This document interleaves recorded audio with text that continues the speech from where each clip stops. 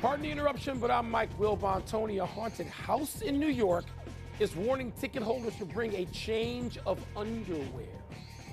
I'm Tony Kornheiser. People my age do that anyway. It's no big deal. You're not going in a haunted house. And if the haunted house is going to scare you to the point that your pants, then you need to stay home. You need to go to the house of pancakes and not the haunted house. I'm not big on haunted houses. No. I'm really not. Come on. We're in New I'm York. not big on the house of pancakes either, but I think that would be better. So welcome to PTI, boys and girls. In today's episode, Josh Allen turns it over. Matt Olson and Mookie Betts put up big numbers, and the NBA addresses load management again. But we begin today with the deflating news that Aaron Rodgers tore his Achilles last night on the fourth snap of his career with the New York Jets, and he will be out all season. Wilbon, where does this leave the Jets? And where does this leave Rodgers? I mean, Tony, it leaves the Jets in a very uncertain place, and Rodgers at 39 years old, as great as he's been. We have seen athletes try to come back and not make it all the way back, or make it all the way back and still be slightly lesser, particularly when you get past 33, 34 years old. And let me go back to the feeling last night of watching this in live time, the fourth snap, Rodgers on the ground. And when he sits down, you're like, okay, he knows something. You know, I had a couple of people, including our mutual friend Larry Irving, say, I tore my Achilles 2 years ago. I know what this is, because you know, and they know what happened. And they may not announce it, but it's known what happens immediately with the Achilles. And it's just so devastating, because Aaron Rodgers has been the talk, the obsessive talk of the pro football offseason for so many months. But I remember personally when Derrick Rose tore up his knee at 22 years old. He was the MVP, and they had been the 1 seed. And the very first game of the playoffs, Derrick Rose tears up his knee. And never, as you know, Tony, we talked about this, was the same, even though he was young and so athletic and so great. And you look at Rodgers at this point at 39, you go, what does this mean? It means uncertainty for the Jets, even though I like their defense and their coach and their mindset. It leaves uncertainty for everyone. Let's just be candid about this. The Jets are done. The Jets were a long shot with Aaron Rodgers to begin with at 39, coming off a mediocre year, but he gave them hope. What is the realistic hope with Zach Wilson? Well, if Zach Wilson were any good, they wouldn't have gone and got Aaron Rodgers to begin with. Maybe he'll get check better. My notes here. Maybe he could be better. I think the Jets' defense is good, and I think the pieces they added around Rodgers on offense, even if a little bit old, are very good. That was a great win last night. It really was a fantastic win for them, and you can live off the fumes of that win for a few days, but not all week and not all season. Mike, they've got in the next 5 weeks, schedule. They've got Dallas, they've got Kansas City, and they've got Philadelphia. This is the worst possible outcome. Yeah. Aaron Rodgers had 4 snaps. That's all he had. All the hope and dreams and prayers coalesced around Aaron Rodgers, and he had 4 snaps. Yeah. He's 39 now. He's going to say, I'm going to rehab, I'm going to be back. But we both think, we don't know. Maybe you won't be back. Maybe you won't be back at 40 years old. And now what do the Jets do? Do they call Carson Wentz? Do they call Matt Ryan? Do they call Tom Brady, which I would do? No. It doesn't really matter because it was all centered on Rodgers. Mike, this is bad for the Jets, and it's bad for the league because everything was focused on the saga of Aaron Rodgers. Well, that's 4 snaps. That's a New York thing, but I want to go, if we could talk a New York thing real quickly. You were not observing this totally as an outsider, though you've lived in Washington now for the last 43 years. You grew up a Jets fan. The Jets were important to you at one point in your life.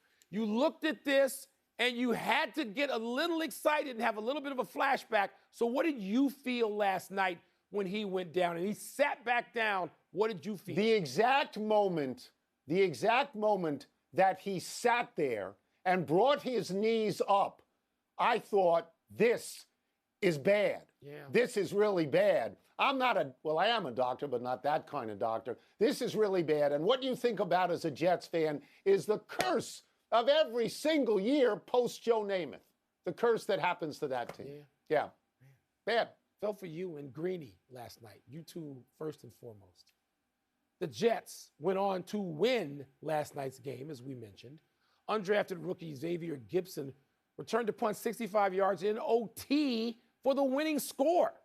But the Bills might have won in regulation if not for another turnover binge from Josh Allen. Tony, how concerned should the Bills be about Allen and his turnover issues? Yeah. Again, that was a great win. I don't think anybody expected the Jets to score a point after Aaron Rodgers went out of that game. Didn't. They came back in the fourth quarter to tie. They took the lead in the fourth quarter. They had that fabulous walk-off punt and return. And you know why all that happened? Because Josh Allen stunk. That's why that happened. If you think that Joe Burrow was bad on Sunday, and he was bad on Sunday, Josh Allen was worse. He threw 3 interceptions to the same guy. At some point, stop throwing near this guy. Hey, 3 interceptions. Well, the guy never he had 3 lost a fumble interceptions in his life. Josh Allen personally allowed the Jets to stay in that game. Tony, that's true. But let me just say this. Look, Josh Allen's great. I'd like to have him. But Josh Allen turns it over. That's what he does. That's what he has done.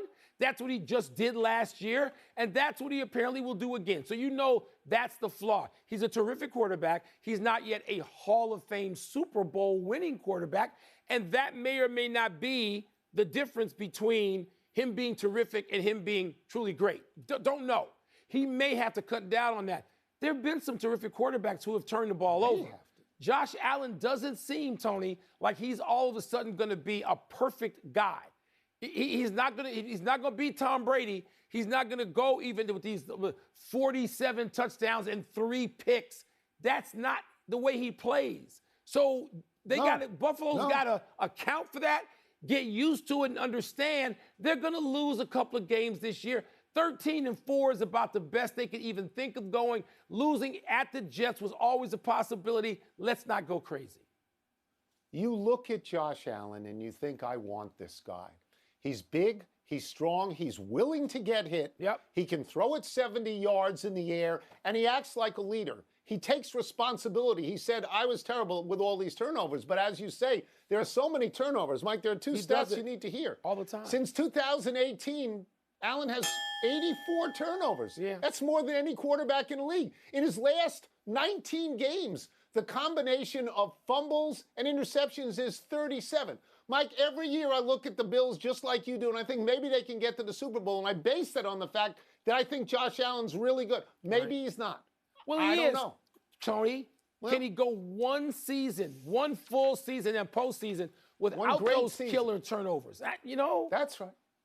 We'll see. We'll see. Let's move to the NBA, where there is deep concern about load management and its effect on the integrity of the league.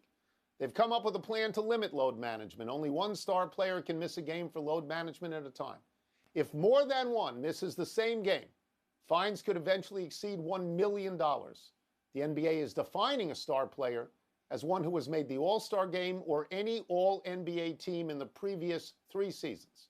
Well, Bonnie, are you confident this plan will solve the load management problem? No, I'm not.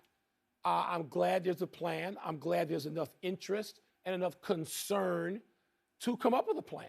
I think this is I'm not going to say it's an emergency situation, but it's an ugly situation for the NBA to constantly have games where people pay thousands of dollars, just not hundreds, because if you bring 2 people in your family, you're going past 1,000 to sit in a decent seat, park, and have a hot dog. You're going north of $1,000, so thousands of dollars. And people just show up and you don't play 4 or 5 guys on your team. This is garbage. That's what it is. And so there has to be some concern about it, Tony. But I don't know. I just think the teams will start saying somebody's injured because some of these things are planned and they're looking at maintenance. And yes, that's what it is. But people will just start putting them on the injury report.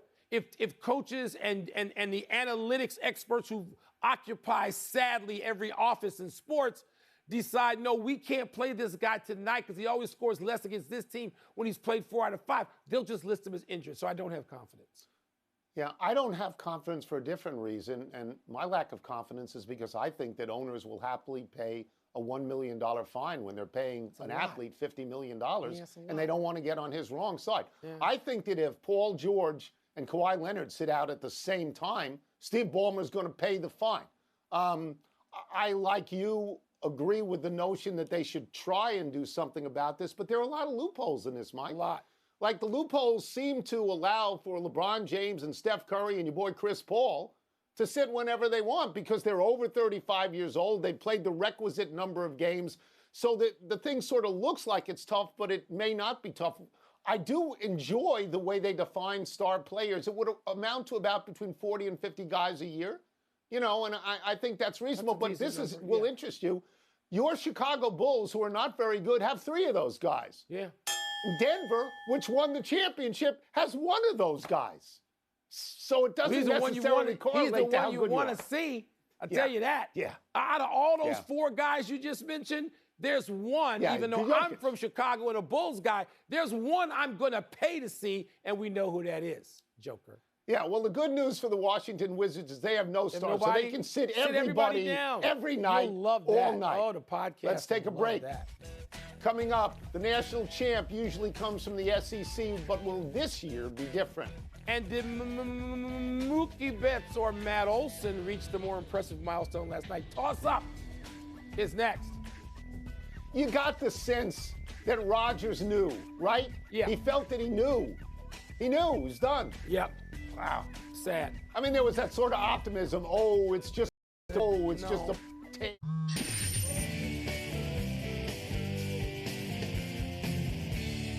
Time for toss-up.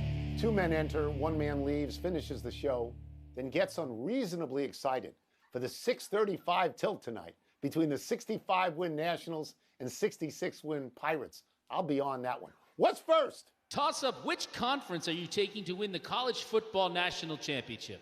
The SEC or the field? Okay, it's very tempting right now today to take the field. Yeah. Because the SEC, Alabama, Texas A&M, Florida, somebody else, LSU, at least one. They've all lost early. Yeah. Okay, they all have. They've only beaten 1 top 25 team. Mississippi beat number 24 Tulane. So what? The SEC is 3-6 against power conferences, and the Pac-12, which is dissolved, is 6-3 against power conferences. So we are upside down at the moment. But, and there's a big but here, we're talking about the team that wins, the one team that wins. So as long as Georgia is standing, I'm not sure that I can take the field. The SEC has won the last 4, Mike, 5 out of the last 6, 6 out of the last 8, and 13 out of the last 17. And if Texas wins this one, they'll just claim them as an SEC team right now anyway. Well, Tony, look, we know the SEC is the best conference. There's no argument there. And when I first thought about this, I'm thinking, you know what? Some SEC team is going to pop up and have a great season. Tennessee, it ain't like they've never done it. Arkansas, I think, hasn't lost a game yet. These teams could, at least one team from the SEC can and likely will pop up and go 13-0, and we're going to be saying, wait a minute, they're the number 1 ranked, 2 ranked, 3 ranked team in the country. They're in the Final Four. Okay. But, Tony, there's something about the Pac-12. Is Colorado still in the Pac-12? Colorado technically and USC. Yeah. Those are the 2 teams, USC and Colorado, that I'm rooting for. And I don't know if either plays enough defense to sustain what they've got going on through an entire season, go something and 1. Because something and 1 is as bad as you can go. But I'm going to take the field. I'll be the Weisenheimer. Notice I didn't mention Ohio State or Michigan because I ain't mentioning them. Wisconsin's already lost. I'm going to stay with the SEC I'll take the field. right now. Take the field. That's next. Toss up, more impressive milestone from last night. Mookie Betts' 100th RBI or Matt Olson's 50th homer? I'm going to go off the board a little bit. I'm going to tell you what I think is the most impressive milestone from last night. And that was Matt Olson getting to 127 RBI. That's a lot. Mookie Betts is great. Mookie Betts is the 3rd guy of all time to get to 100 RBI in the leadoff spot. That's wonderful. He's 24 behind Matt Olson. Matt Olson's 50th home run, that's great. He's only the 2nd Brave to ever get to 50 because Hank Aaron never hit 50 home runs. Impressive. But last year, Aaron Judge had 62, and if Shohei hadn't been hurt, I think he'd have 50 this year as well. So I think it's the RBI total, Mike, for this reason. Do you know the last time anyone by the end of the season was at least 24 ahead of the next guy in the field was 1938. Wow. Jimmy Fox and Hank Greenberg, 107. There was plus 28 at that point. It's so long ago that I think the RBI number is great. Tony, I'm going to go with the home runs. I'm going to tell you why. You started with this. People may think it's Henry Aaron, who's got the Braves record for homers. No, it's not. It's not Eddie Matthews. It's not Joe Torre. It's not Chipper Jones.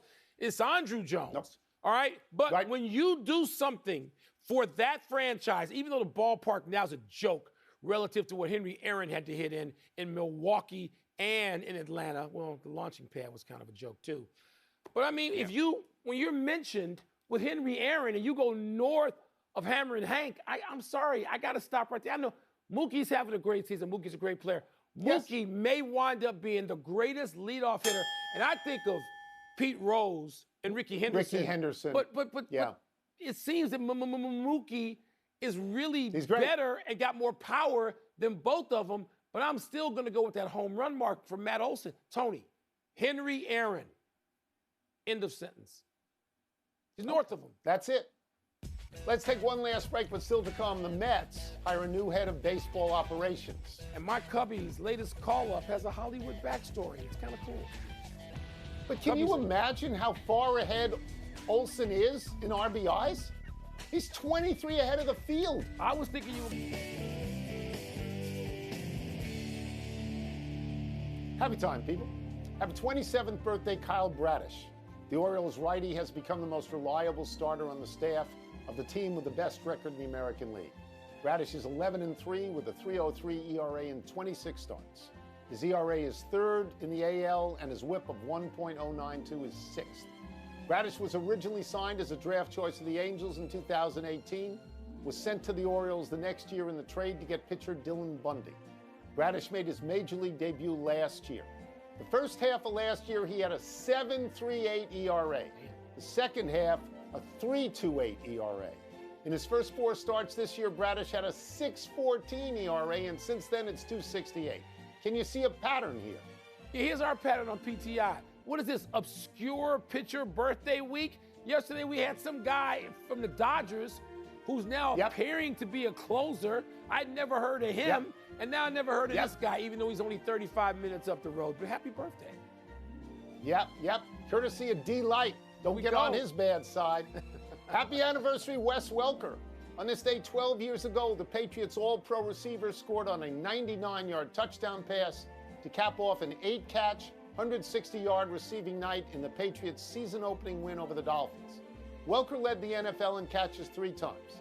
He's now in his second season as wide receiver coach with the Dolphins, and Tyreek Hill credits Welker with, quote, grilling him every day in practice. But when I think of Welker, I can't help remembering that pass in the Super Bowl from Brady that Welker jumped for, got his hands on, and dropped. And I remember Gisele Bundchen, then married to Brady, saying dismissively, quote, my husband cannot throw the ball and catch the ball at the same time. Well, why not?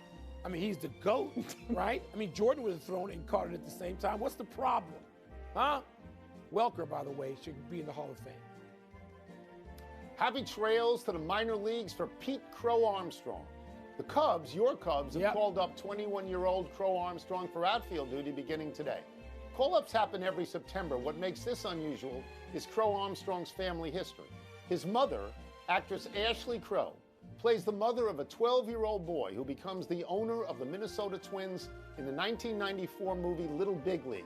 Now her actual son is in the big leagues. Wow. Crow Armstrong is MLB Pipeline's 12th best prospect. The Cubs drafted him in 2020 out of Harvard Westlake High School in Los Angeles, a school that produced pitchers Lucas Giolito, Jack Flaherty, and Max Fried, not to mention Jamie Lee Curtis, Jake and Maggie Gyllenhaal, John Lovitz, and Jason Segel, among many. They got fame at that high school, Tony. Probably our best prospect, I'm thinking, since Chris Bryant. Probably, and they called him up last night to play. Called him up to play against Colorado. Chris Bryant, who's allegedly still on the Rockies, they basically reinstated him, but I don't think he got in against the Cubs last night. That would have been weird, seeing Chris Bryant play against the Cubbies. Don't like that. Nice story about the mom being in that movie. It is. We're running out of show, and we go to the big finish. Let's do it. Ohio State coach Ryan Day announced that Kyle McCord will be the Buckeyes starter for the rest of the season. Is that a good decision, Mr. Big Ten? Maybe. The Buckeyes haven't been overpowering yet, but I mean, maybe this kid will get it done and get him on the right track.